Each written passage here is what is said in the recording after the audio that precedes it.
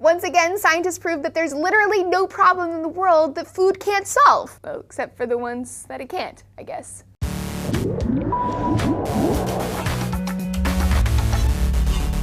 Hey everyone, Lazy Green here for D-News. It's a phenomenon described by the D-News team, and no, the mainstream media, as hangry, that terrifying onset of hunger-induced anger. You know, you're really hungry, you haven't eaten all day, and everything is terrible. And then when you eat, the world is fine again. A new study published in the Proceedings of the National Academy of Sciences found that low blood sugar may indeed make people touchy. Lead scientist on the study, Brad Bushman, said that this is because people need glucose for self-control, and anger is one emotion that humans have a particularly tough time controlling. He said that angry people are more impulsive, they tend to lash out verbally and physically, and he also aptly noted that anger is the leading cause of homicide. So there's that. The study itself is, let's just say its approach is a little creepy. The guy ordered 200 voodoo dolls and gave them to 100 couples for 3 weeks. Each night they were asked to jab pins into the voodoo doll based on how they were feeling about their spouse. The participants also had their glucose levels taken. The scientists found that the lower the blood sugar, the more pins people put in their voodoo dolls. 70% of the time, people didn't put pins in at all, but there were some outliers. 3 people put all 51 pins in the doll at once.